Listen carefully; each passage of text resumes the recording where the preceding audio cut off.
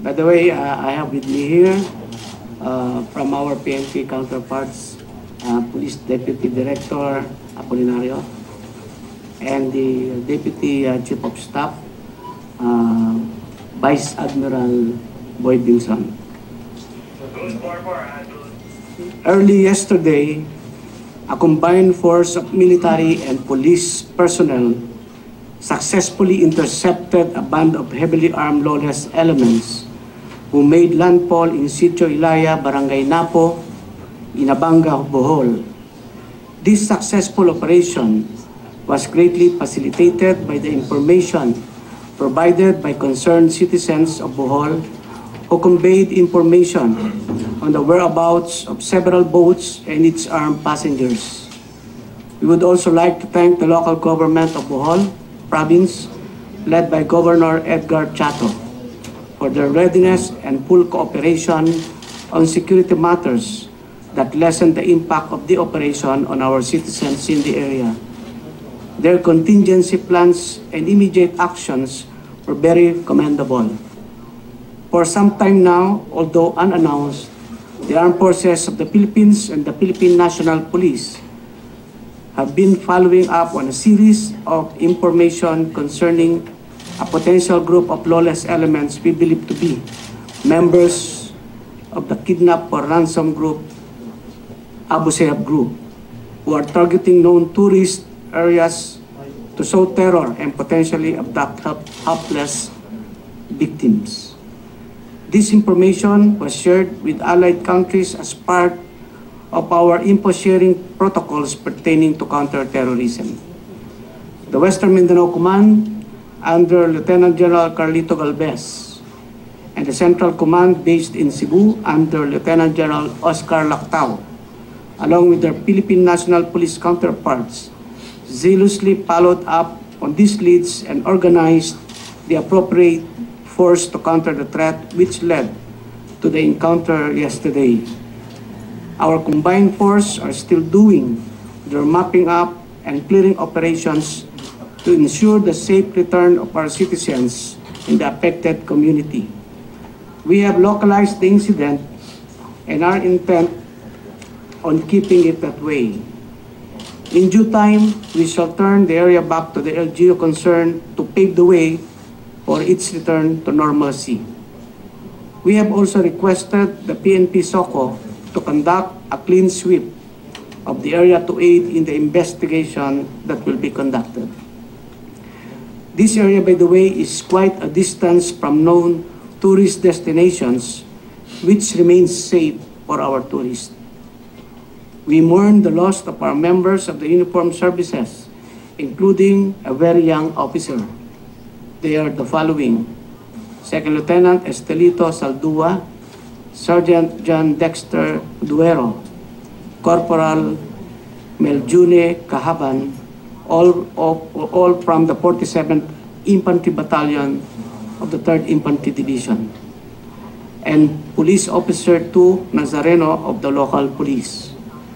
We also incurred one wounded who is now fortunately out of danger and on the road to recovery. We have recovered and accounted for 6 enemy killed in this incident, and among the dead is Muammar Askali alias Abu Rami, an ASG sub-leader and their known spokesman. Abu Rami is a young, aggressive, and upcoming leader of the ASG who has the potential of being the next leader of the ASG. We also recovered 4 high-powered firearms from the scene. May I also take this occasion to inform everyone that we are gaining important headway in our fight to degrade the Abu Sayyaf Group in regard to our timeline. Just yesterday, at around 6 p.m. in Sanga-Sanga, Tawi-Tawi, 11 notorious members of the Abu Sayyaf Group, including 2 of their sub-leaders, along with 7 firearms, surrendered to Joint Task Force Tawi-Tawi, led by Brigadier General Custodio Parcon Jr., and we expect to see more surrendering the coming days. I congratulate our troops and law enforcers for a job well done. I also pass on our sincerest condolences to the families of our heroes who made the ultimate sacrifice.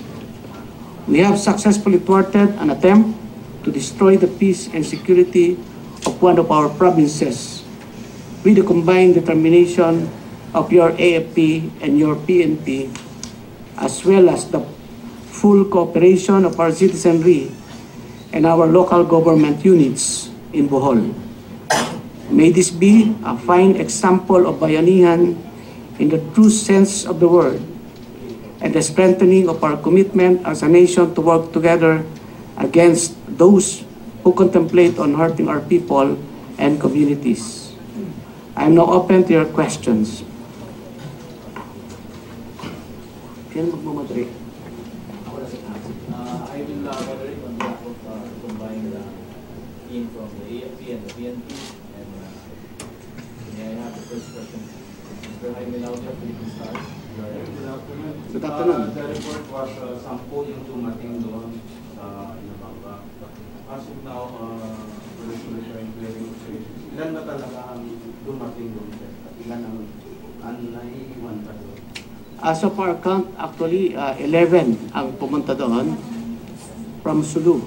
So they took off from Indanan, Sulu, and they reached Inabanga, and then we had the encounters.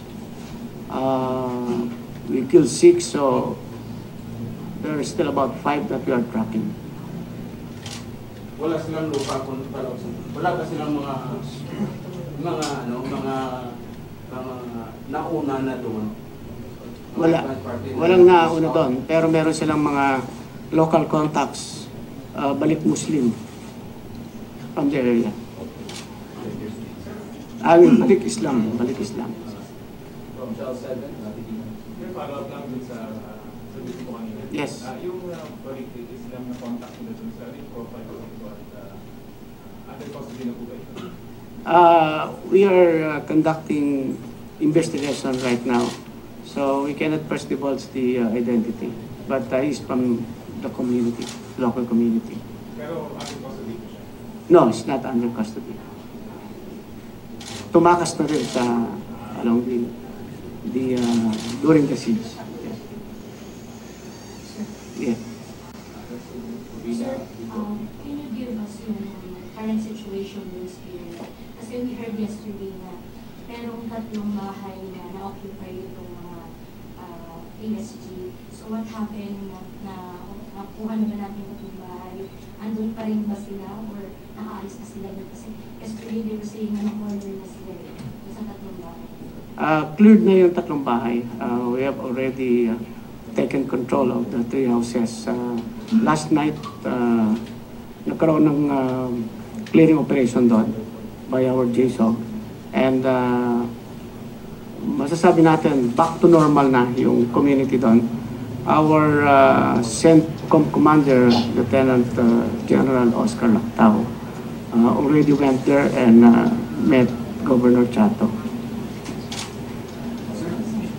Based po sa travel advice ngayon ng US, pati yung Cebu kasama po Yes. sa Pilipinas, yung mga kababayan nila. May adjustment na yun po ba ang AFP at PNP dun sa Cebu? Yes, actually, part of our preparations, especially, this Holy Week period, ito yung palaging tinitake advantage nila. If you will look at the past kidnappings, they happen Easter Sunday and near the Holy Week. So, we monitored several plans, and as I said before, we shared that with our foreign counterparts. And what to do about that information is entirely their own. But on our part, the AP and the PNP, we made these preparations as early as actually Friday and Saturday. We already sent alert warning memo to our troops. That's why mabilis yung reaction ng mga tropa natin. Yes. Sir, ano po yung ebidensya, pruweba po na pinahawak ngayon na to confirm na si Abu Rami talaga yung namatay sa encounter kahapon? First, we have sources inside that initially told us that Abu Rami was among those killed during the encounter. And secondly, we compared the picture of Abu Rami and the picture of the slain Abu Sayyaf there in Abanga, and they resembled almost, sabi natin, 99%. Pero sir, may parating na din ba ito sa Sulu? Yung picture ni Yes, yes, yes. Yes. Kamag-anak sir, may Abu Rami, something na... Some of those who confirm are former Abu Sayyaf members who are in the custody of the AFP, or I mean within the influence of the AFP. Yes. Sir, may sila nagsasabi kasi na hindi ko si Abu Rami yung nakatay na nilibat na yun. Ano sir yung reaction? Well, it's their own opinion and statement, but as far as we're concerned, we check with the sources, cross-check it with other information, and we are want to say that it's the same person, Muammar Askali, known as Abu Rami. You know, Abu Rami is a very notorious ASG sub-leader. He was involved in the kidnapping of the 4 kidnap victims in Samal, also in the kidnapping of Kantner and the wife who was killed in the yacht, and then also in the kidnapping of known foreigners. So even during the negotiation and when it was announced that the German victims will be beheaded, it was Abu Rami who made the announcement in public and in YouTube. Sir? Yes. Sir, good afternoon, sir. Sir, it seems that the Abu Sayyaf is escaping the military offensive in Sulu, freeing some tourist destination urban centers, including Metro Manila. How do you assess the level now? You know, as we always say, the only authority who can announce the official terror threat level is the National Security Advisor or the chairman of the Anti-Terrorism Council. The PNP and the AFP are just part of the National Intelligence Board and National Intelligence Committee. So based on what we gather, we submit the information or intelligence to them, and they come up with the official assessment. For now, we can say the threat in Abanga, Bohol, or in that part of the Visayas is already clear. So we can say that tourists there are safe and things are back to normal. Yes. But of course, we always call to our citizens for vigilance, and it is very important that they must share or report to us anything, particularly suspicious people in the area. Sir, with the case of Abu Rami, you said the trip is over, but they still post that with the remaining marauders in Abanga, they still post it to the civilians there, sir. What's their capability? No, we assess that they are no longer a threat to our citizens there. They are on the run. They have left their belongings, and very soon we are conducting pursuit operations. We expect some good result in the near future. I have 4 more for questions. Sir, following up na lang medyo kanina, di ba very alarming yun na positive na, di ba, may time demo na 6 months na. Tapos, ngayon yung mga reports na rin na lumabas sila, o doon natin na, ang alam na contain sila sa Sudol Basilan. Ngayon, maabot na sila sa as far as Bohol. Di ba very alarming sa part of the No, it depends on how you look at it. You see, this Abu Sayyaf group, their main business is to kidnap tourists, both foreign or local, because yun na lang talaga yung kanilang pinagkakabuhayan, kidnap or ransom. And you cannot prevent these people from planning or continue attempting. And it is our job to thwart and derail or negate their plans. So, iba naman yung pag-iisip nila sa kanila kung makakalusot sila. Now, what we can say is, we are working the PNP and DAP are working very silently but very effectively. In fact, they just arrived in Inabanga. Between 6 to 7 April, we still monitored them to be in Danan Sulu. On that night, there are reports from our reliable sources that they're loading in 3 bangkas or 3 pump boats. And so we don't know the destination. That's why we make this alert and warn all our troops nationwide. And then when they appeared in Inabanga, then we immediately implement our contingency plan. So, kahit mag-attempt sila na mag-attempt, we will continue to deny. But meanwhile, our main campaign to finish Abu Sayyaf or decimate Abu Sayyaf will continue. And it's gaining headway. In addition, since we launched this operation against the Abu Sayyaf, the Maute, and other terror groups, we have neutralized about 116 terrorists. 49 are Abu Sayyaf killed, confirmed killed, and about 120 firearms recovered. Just in Sulu, in less than a month, we recovered 64 high-powered firearms together with one 60mm mortar and one caliber 50 machine gun. And with the latest development in Tawi-Tawi, 11 surrendered. Another one also surrendered in Basilan 3 days ago. So that means we are gaining headway, and well, hopefully the other Abu Sayyaf members will have a clearer mind and surrender to our authorities. Pamela Pagmela. Sir, you mentioned the military had been on heightened alert since the weekend. What prompted this? And the U.S. issued a travel advisor, specifically warning against central violence.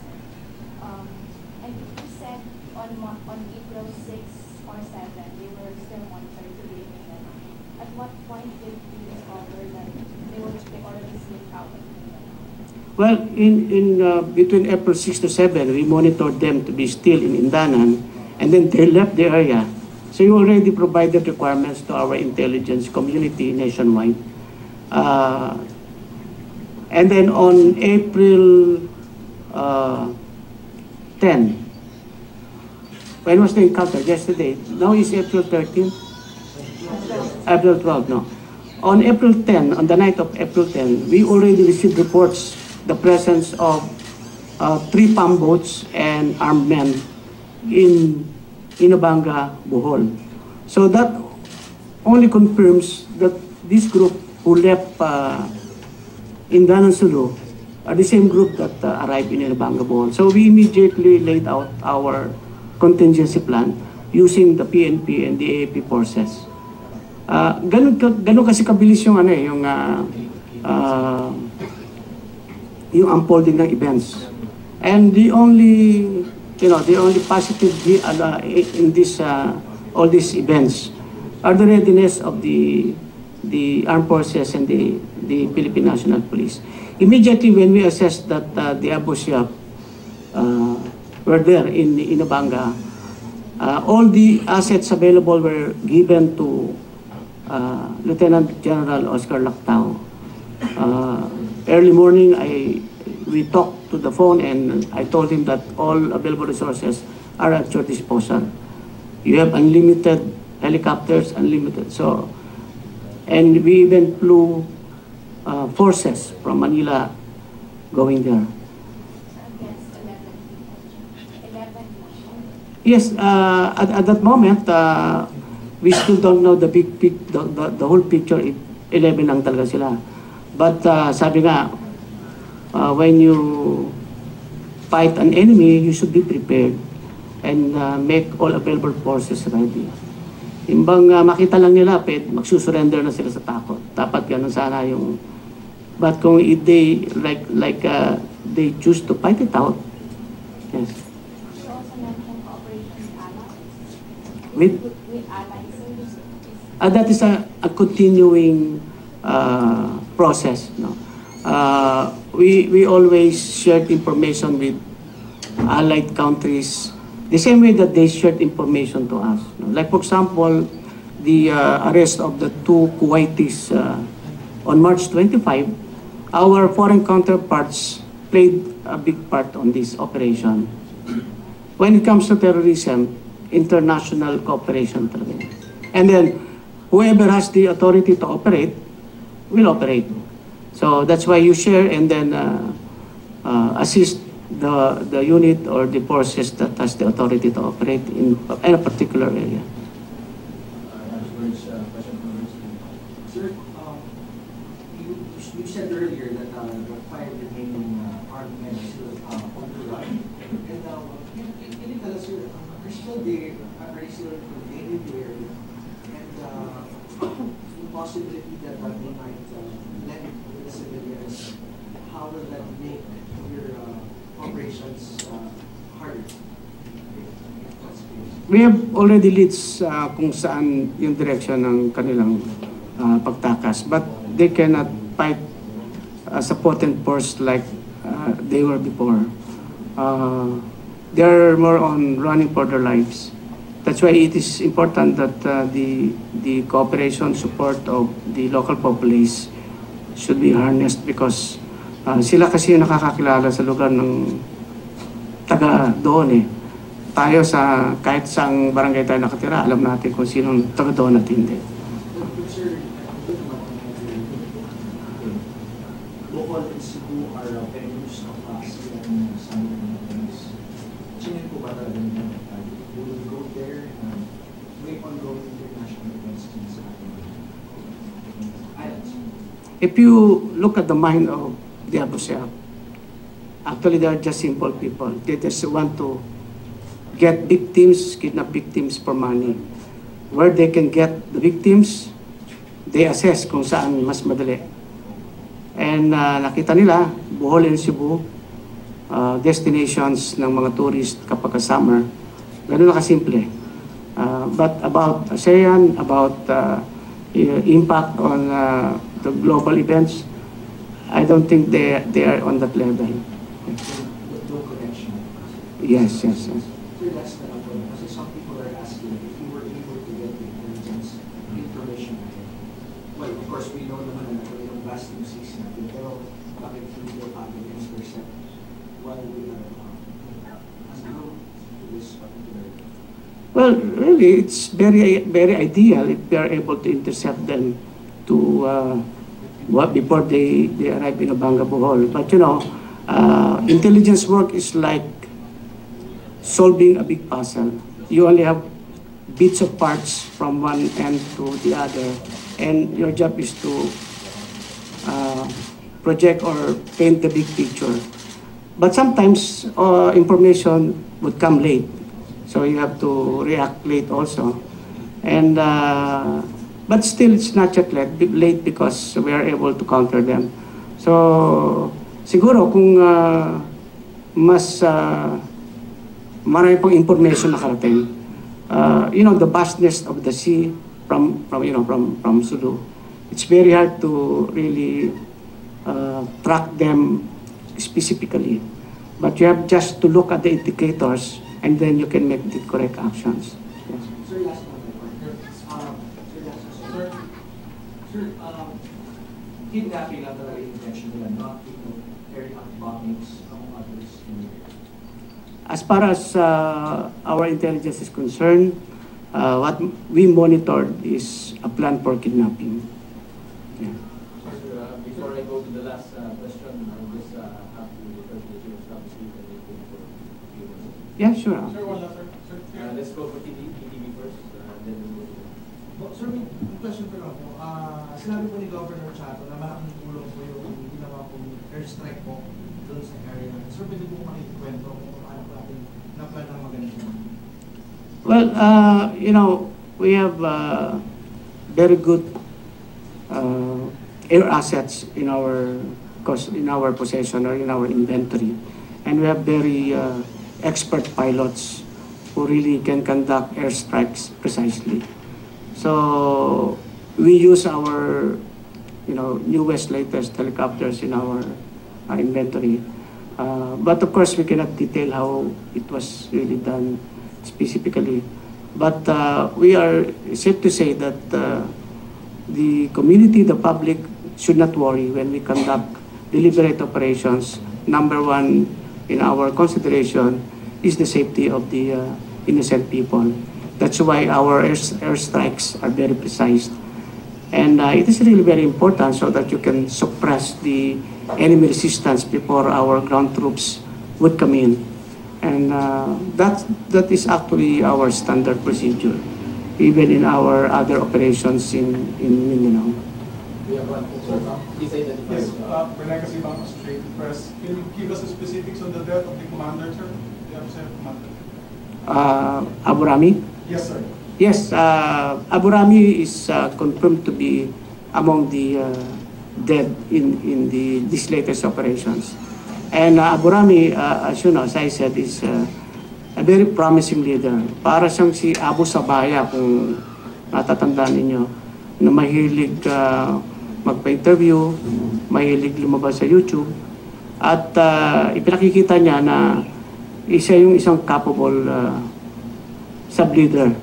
He volunteers in many risky kidnapping operations, including the kidnapping of German victim Kantner, no, yung nabihed.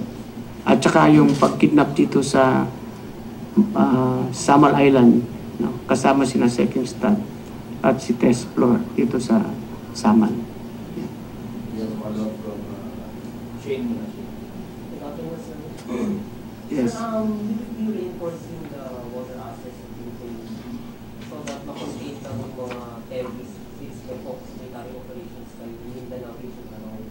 Because kung titignan ko rin yung nautical highway from the group of Abu Rami came from Mindanao City and on the way to Bohol, nakasya sila. And yung nautical highways, mabilis lang nilang ma-access yung mga iba pang provincia coming from Mindanao going to Visayas. Yes, that's true. No? Our country is an archipelagic nation with 7,700 islands. So we really need to have naval assets to conduct maritime security. So sa aming modernization program, priority natin yung i-modernize ang Philippine Navy. Next month, we have another vessel coming, one strategic sea-lift vessel, yung BRP Davao del Sur. No, ito, malaking boat ito, and makakatulong ito sa pagpatrolya, especially in Benham Rise and other areas of northern Luzon and eastern Luzon. And then we have also additional multi-purpose attack craft with which are missile capable. So, and also additional fast craft and speedboats as part of our budget for this year, and another one frigate. So unti-unti na dadagdagan yung assets ng ating Philippine Navy, and of course alongside with our Philippine Air Force also. No, our FA-50, we have now 8 in our possession. The other 2 will arrive this month, the other 2 next month. So we will complete the 12 FA-50 by next month. So the President is very supportive to the armed forces of the Philippines, and we are happy with that. So later on, sana within the year, makumpleto na namin yung first horizon, and then we are now readying our list for the second and third horizon for our modernization. Sir, sinabi mo na April 6 pa na monitor yung level ng tropa ni Kapurali. How come inakot tayo ng 4 days bago natin sila natuntun? Well, you know, pagka nagkaroon ng intelligence reports, ibabalidate mo, i-cross-check mo. Hindi naman yun yung parang nanonood ka ng CCTV na nakikita mo. So, ibabalidate mo whether saan, ano yung intent ng mga abuset na to. Whether they will go to Sabah, or they will go to Palawan, or they will go to Iloilo, or even go as far as Luzon. So yun yung mga questions kaagad. And then from there, you develop the essential elements of the essential elements of information so that you can plan out again kung sino yung mga itatask. So during those times, marami pang mga questions or gaps that has to be filled up. And nag-evolve yan yung tinatawag na intelligence cycle. And then later on, you can now actually do the appropriate decision and counteraction. So, doon sa nag-start, ibig sabihin nun, you can now compare kung mag-a-appear ba sa ganitong lugar. And for sure naman, if they will carry out their plan, they will go to their destination, which, you know, will also be reported by our sources wherever they go. Next question from Yala. Sir, do you think they will do more attempts on kidnapping within that area? And a lot of people have said that this might be seen as more. As I said, no, right now, they don't receive ransom from the hostages that they beheaded in just recently. So they're in dire need of money, and that is why they will always try to plan and attempt to kidnap. And our job is to make sure that they can carry out those nefarious plans. And before they can hatch their plan, our objective is to go after them and destroy them in their bases. Kaya sabay-sabay ito yung military operations sa Sulu at saka yung aming team up with the local government, and then yung mga special group nila na lalabas at gagawa ng kidnapping, meron din kaming counteractions doon. We go for last two. Sir, because of the pressure in Sulu and the neighboring islands, what's the possibility that other groups will try to speak out state operations? Well, actually, there were attempts that some of the ASG in Sulu tried to slip out and go to Basilan. Pero matindi din yung military pressures natin dun sa Basilan. So, just about last month, we received report that some Apusia from Sulu already went to Sumisip, Basilan, but later on, they returned back to Sulu. If they go to Central Mindanao, they would stand out in Central Mindanao because, you know, they are Tausugs. And then they'll go to Maguindanao. And there is really an animosity among those tribal groups. That's why the group of Hapilon, when they went to Botig, they found a very hard time and they do not trust the Mote group or purely Maranaos. Well, as of now, wala pa rin tayong nakukuhang information about Hapilon. Wala pa rin proof of life about Hapilon. Last question from Sir, you emphasized earlier na monitoring na talaga yung movement nila from Mindanao to those part of April 6. At that time, considered na ba silang threat in relation to yung warning ng U.S. Australian Embassy na may threat sa Visayas area at provided na gusto kayo ng AFP or separate na intelligence? As I said, yung different intelligence community nagsishare sila ng information. And this information come from tidbits information from different sources. So, on that time, you cannot still assess whether the threat will be in Visayas or in any particular area. Kumaga sa ano, 1 pa lang yun eh. Pag 1 plus 1 na, magiging 2. So, tsaka pa lang magkakaroon ng mas clearer picture. On April 6 and 7, we received reports, yet that's just raw information on that particular period. No, nung after several days hindi na sila monitor, that is already very alarming because where are they now? What is really the specific intention of this group? So, buti na, merong mga iba pa tayong sources na, like for example, aside from the information from our insiders, nag-report din kaagad yung mga citizens dito sa Inabanga. Malaking tulong actually yung reports ng mga citizens sa Inabanga. Actually, terrorism can be defeated if everybody will contribute, if the public will do its part. Napakadali lang. Kasi they cannot carry out any plan just by mere of doing their own thing. They have to go to a particular place, they have to conduct surveillance, recon on the area, and they have to merge with the people. So kung very vigilant lang yung mga mamamayan, madali nating ma-negate anumang terroristic plan. Possible nila dahil sa heavy military presence natin dito sa karagatan ng Malaysia, Indonesia, kaya hindi na pwede mag-penetrate ng aming sayap at bubukod doon, kaya tumipat sila dito sa mga lugar na hindi po masyado heavily in presence ng ating mga hotel. Yes, that's very possible.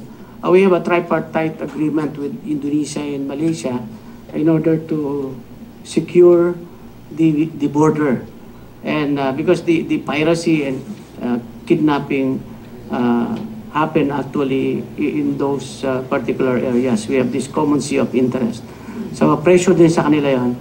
And our joint task force Tawi-Tawi under General Custodio is really doing their great job. Siguro nakita nyo, 2 months ago may mga encounters na tayo dun sa Sanga-Sanga, sa Tawi-Tawi, na kung saan may mga abusyat dyan. Yung mga magkikidnap pa lang, na-encounter na sila ng ating joint task force Tawi-Tawi.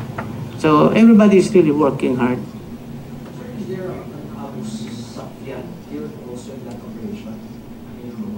Have you verified? No, we have not. We have some identities, but I've not heard Abu Safyan. But as soon as we confirm, we will make it public. Sir, tukoy na ba kung sino yung target doon sa buhol ng mga ESG? Kung sino yung dito po sila? Natukoy ba ng AFPM? Kung sino yung mga possible targets? Wala pa, hindi pa. But we surmise that they're targeting tourists. Yes, yes. Yung ano na lang si Abu Rami ba kasama yun sa nagpugol sa mga sa Saman at saka sa Jap. Yes, he was there in the site. But it is Ben Tatu who beheaded. Yes, yes, yes. Yes. Sir, kailan makakabalik yung mga displaced? Pinababalik na yung mga na-displaced. Yes, Governor Edgar Chato is already supervising the return of the evacuees. Yes. Thank you. Salamat po sa miyembro ng GCF. Thank you. May kopya po